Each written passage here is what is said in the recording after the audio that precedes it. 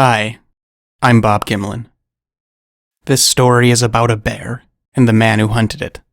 The protagonist is an author and big game hunter named Kenneth Anderson. He lived in British India and had been called upon many times to deal with problematic creatures that lived in the wilderness, which fast encroached into a booming population. In the earlier part of the 20th century, the termination of man-eaters was a common pursuit, and it promised a sizable income for those inclined to accept its unique challenges. The majority of Anderson's wildlife conflicts concerned more exacting predators. But this story is about a bear. Anderson had no qualms with bears. He said, quote, "Bears, as a rule, are excitable but generally harmless creatures." He says that, in India at least, the stories he would hear about problem bears were likely exaggerations. But he acknowledges that the bear of Mysore was an exception. He said that this bear bore the mark of Cain, and this is the story of that bear. A quote, "big, black, and bad bear." Like most stories, this one started innocuously enough. It was in the 1950s, and Anderson was on his way to a tiger hunt, of all places. A considerable bounty was placed on a particularly problematic tiger who had turned to man-eating. Anderson was 5 hours into his 9-hour drive from Bangalore to Shimoga. As he neared his destination, the infrastructure faded with every mile, and driving became increasingly difficult as night progressed and the daylight began to fade. Without warning, a rear wheel of his Studebaker flew loose, and the brake drum hit the floor. Sparks flew, the car coughed, and metal dragged as Anderson swiveled to a halt. But he was fortunate it happened where it did. It took 2 sets of hands to fix this problem, and he was in front of the only building for miles in either direction. By chance alone, he found himself directly beside a religious shrine, and the hut of the man and his family who maintained it. Had the tire and brake drum of Anderson's Studebaker held that night, we likely would have never heard of the beast of Mysore, and the incident would have become just another of the innumerous tales relegated to history unrecorded. The commotion attracted a man from the nearby hut. He was the caretaker of the monument. His salary and sole purpose was to keep an oil lamp lit above it at all times. That light and his family made up his whole world by his own accord. The caretaker exited from his hut, alarmed at the commotion that disturbed the serenity of his shrine and home. But once he understood the situation, he graciously helped Anderson with repairs. It had grown dark, and the caretaker's lantern was much appreciated, as was the extra set of hands, as 2 sets of hands were required, one to hold the car up and one to stack stones as an impromptu jack.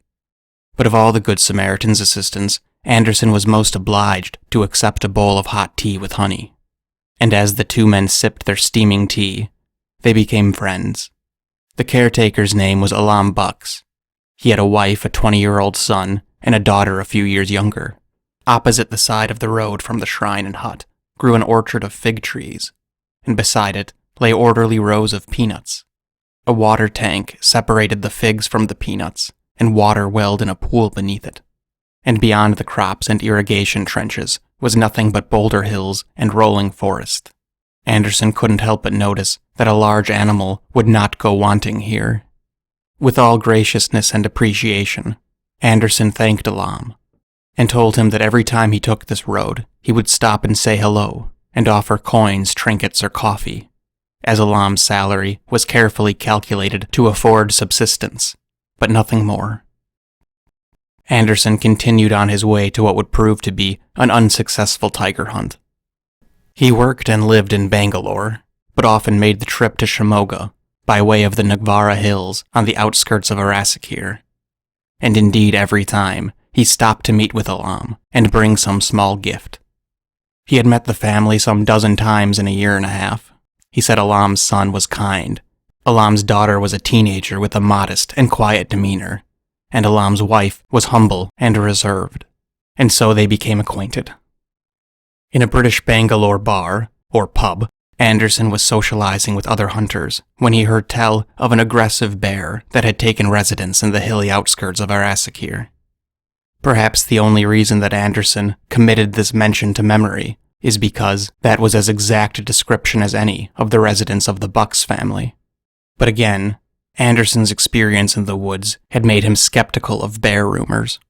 But only a week after hearing about the problem bear, Anderson received a postcard from Arasekir. Anderson said he could hardly read it, but he determined it was from the Bucks family. He knew that even the cost of a postcard was a significant expense for the poor theologian, so he sensed it must be urgent. It was written in the Urdu script, and the only word he recognized with any certainty was the word bear.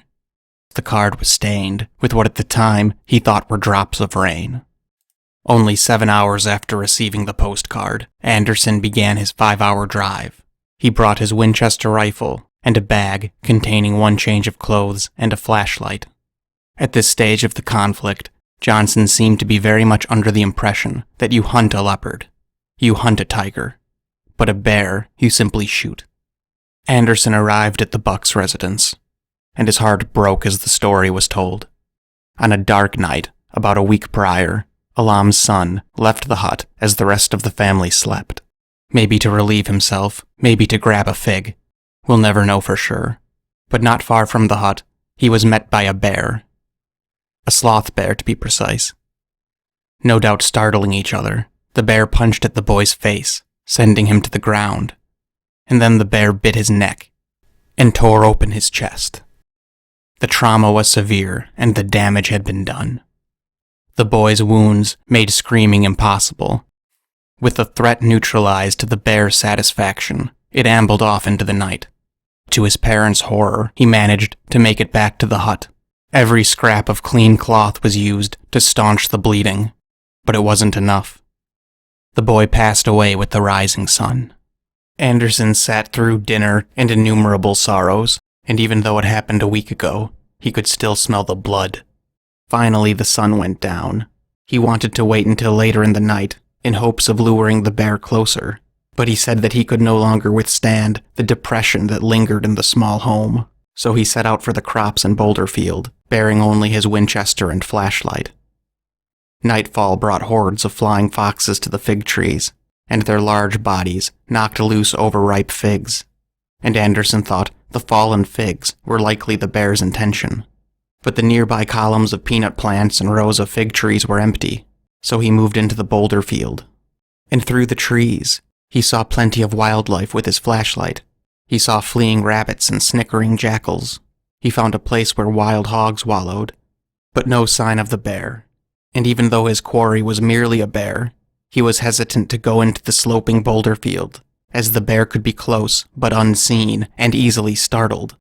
In fact, the boulders even looked somewhat like bears. With his eyes peeled on his beam of light, he heard a hissing and leapt backwards, only to reveal that a Russell's viper had lunged to where he had just been. He thought about destroying the snake, but let it go in peace. It was kind enough to warn him after all. He searched until the sun came up, but he found no sign of the bear. He slept in his car for a few hours, but at noon he rose and with the light of day set about the boulder field once more. This time in the hopes of finding its den, and thus prematurely end the tale of the bear of Mysore. He investigated 200 suitable crevasses, but all were vacant. Anderson told Alam that though he did not shoot the bear, bears do not like to be hunted, and so it probably fled the area. And with that, he returned to Bangalore. What more could he do? Less than 2 weeks passed when Anderson received a letter from a district forest officer. The letter said that 2 woodcutters were attacked by a sloth bear. One of the woodcutters escaped, and the other didn't. The woodcutter's wounds were identical to those that Alam's son sustained, and Anderson determined that this attack took place only 20 miles away from Alam's home. So he decided the same bear must be responsible. Anderson thought his intrusion likely drove the bear to a more desolate part of the forest, so he felt some responsibility for not finishing what he started. And so Anderson drove 5 hours to the place of the second attack. He allotted more time for this hunt and took up residence in a disrepaired rest house built by the Mysore Forest Department. His first night offered no result, but on the second day there, as he was resting through the heat of the afternoon, something happened close by. A young boy was playing in the woodline, while his brother tended to the goats. The young boy had wandered out of sight when he heard his brother start to scream. The little boy heard his older brother say, "Bear, bear, run." And that's all the little boy could do. He ran all the way to Anderson's quarters, as Anderson had encountered the shepherds the day before and had explained the purpose of his presence there. Anderson awoke to small hands beating on his chamber door, and he was met with a tear-soaked face. Anderson walked confidently beside his young guide. The fact that the bear had claimed another victim was of course unfortunate, but only furthered his determination to end the story. As always seems to happen, late noon turned to dark by the time Anderson arrived in the vicinity. Anderson was confident in his course and sent the young lad back to the Forest Department building. Anderson called out, looking for the fallen man in the grazing pasture. Finally, he heard a reply. He writes it was, quote, "a moaning cry, feeble but nonetheless audible. The bear had dragged the poor shepherd into the jungle. It wasn't long before he followed the pitiful cries to the base of a tree surrounded by shrubs. The sight was dreadful." He said the young man's face was fractured, with broken cheekbones. The flesh was detached, blue and swollen. He said the young man's face no longer looked human. His stomach was open, and his insides were outside, and his whimpers bubbled. The fact that the young man still lived was a miracle. The fact that the young man appeared conscious was a tragedy. Anderson knew the man's odds of surviving were slim, but a night in the bush would seal his fate. So with no other choice, Anderson slung this latest victim over his back. He tried his best to keep the poor soul's head elevated, and he tried to keep pressure on his stomach. Anderson writes, quote, "I never wish to experience again so terrible a journey." He was drenched in blood, carrying 150 pounds of meat that was making the mews of an injured foal, and his rifle could not be leveled fast enough to stop anything from happening. Forget the bear, this is tiger country after all. As happens sometimes, a very bad situation became worse fast.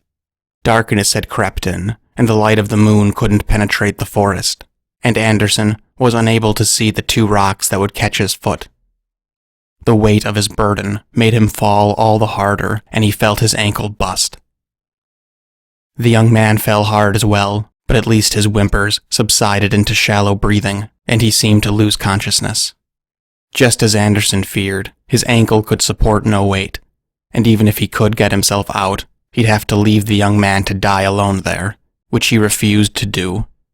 He made a splint and elevated his foot. At first, he occasionally shouted for help, hoping the young boy had the presence of mind to tell someone else, or at least had not fallen asleep from the mental trauma of the ordeal, as can happen when adrenaline wears off. But as the night progressed, Anderson thought better of shouting. The attention he may draw may not be attention he'd appreciate. And so with only shallow breathing for company, Anderson sat there, beside a pool of blood, rifle at the ready. He didn't know how long his flashlight would last, so he used it sparingly. Even on that dreadful night, covered in the stink of death, Anderson was not concerned with the big black bear. His mind raced with the more deviant forest denizens. He had bagged many in places far less desolate than where he currently sat, and now would be an ideal time for a big cat to exact some kind of revenge. He essentially sat beside a bait station on a game trail after all. And yes, of course, he saw record-breaking leopards and vengeful tigers, but fortunately, they were confined to his imagination. The pain of his ankle and the predators of his mind made it easy to stay awake, and though the sun rose after a thankfully uneventful night, the young man wouldn't see it. He stopped breathing just before dawn. It wasn't until midday that a forest officer found them. Anderson was taken to a hospital, and the young man was taken home to his family. At the hospital, Anderson found no comfort in his diagnosis. What he thought was a sprained ankle turned out to be a fractured ankle, and he had made the right decision to stay put. The doctor said that exertion would have made it a lot worse.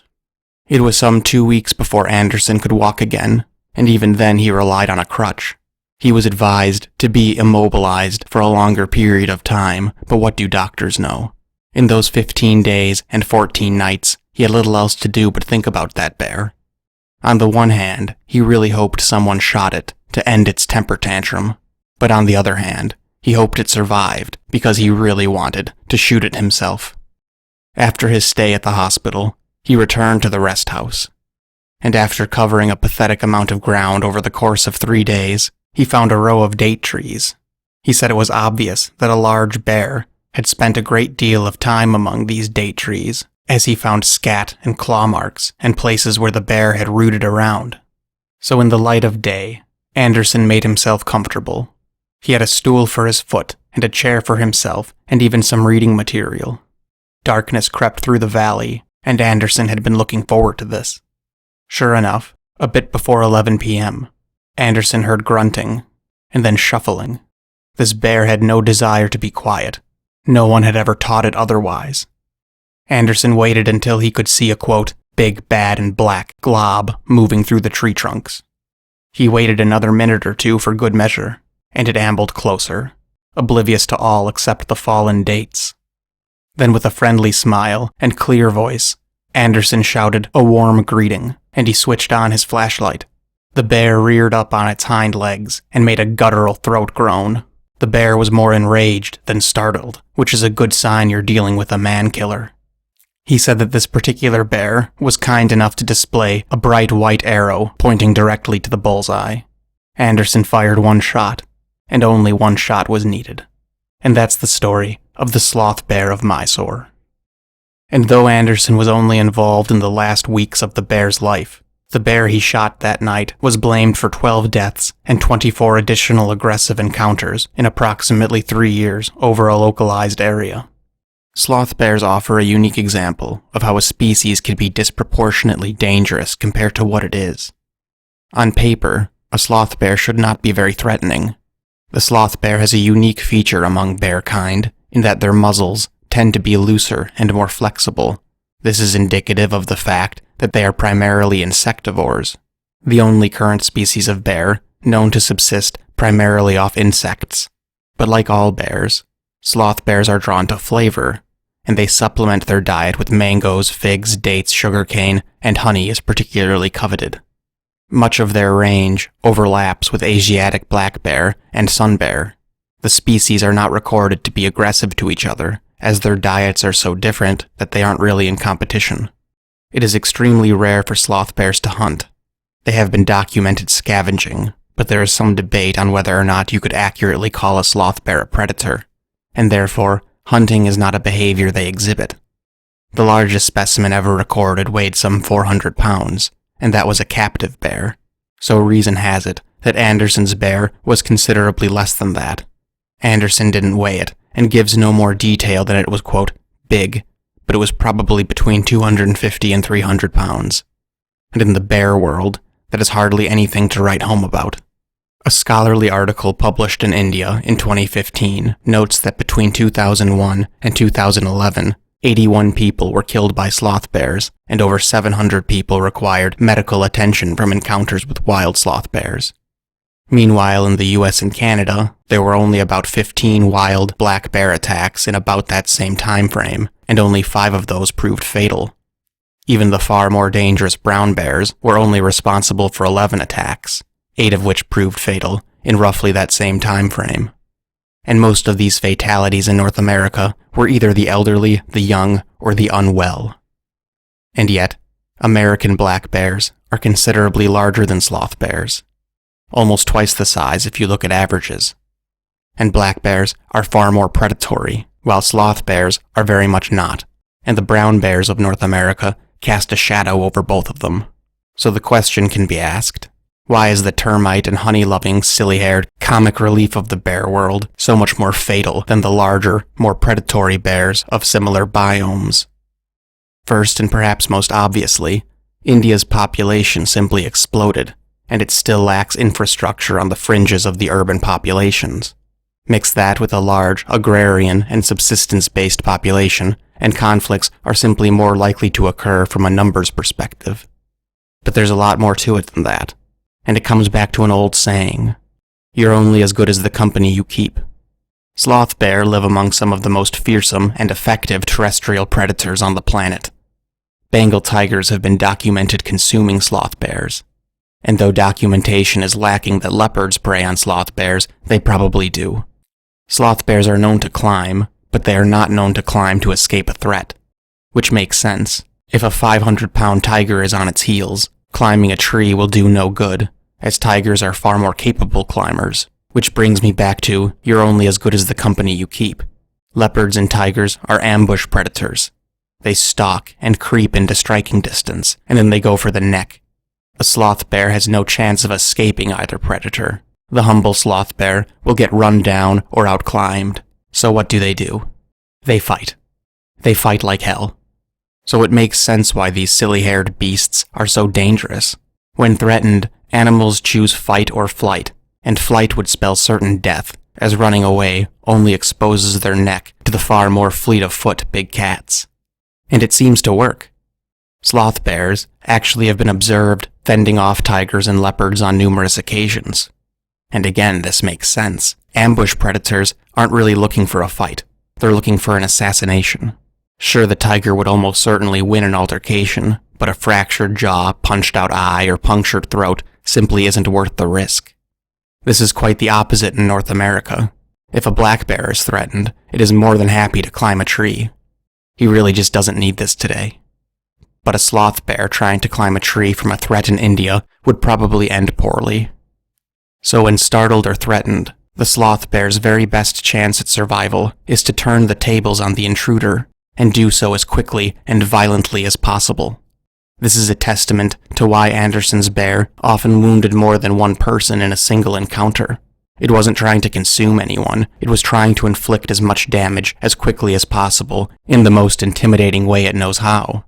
When flight isn't an option, all that's left is fight, and that simply doesn't bode well for farmers. Which makes this a sad situation for both bear and man. So ecologically, the bear of Mysore's aggression was due to defense based on offense. But of course, Anderson notes that the locals had an alternative explanation for the specific bear's behavior, and it's curious. He says that the locals maintained that this bear had taken a 6-year-old girl as its mate, and then, an unspecified amount of time later, the girl escaped its clutches during a rescue attempt. The words Anderson used to describe this alleged event are kidnapped, mate, rescue, and escape. I don't think I have to explain that this is not the behavior of a bear. I am completely unaware of how a bear could manage to take someone unharmed, even a child, and then how a bear could keep the captive alive for any amount of time. How a bear could prevent said captive from fleeing without inflicting serious damage. And perhaps most obviously, why a bear would find a human as a suitable mate. If there's even a kernel of truth to the local story, and a young girl was taken, kept, and maintained for any amount of time, then it wasn't a bear that did it. Which makes you wonder, what did? This is not the first tale out there about a child making contact with and spending time with something described as a known animal, but clearly wasn't. Just a thought. Anyway, more to come on that very soon. But for now, make sure you like and subscribe, and as always, thanks an awful lot for listening.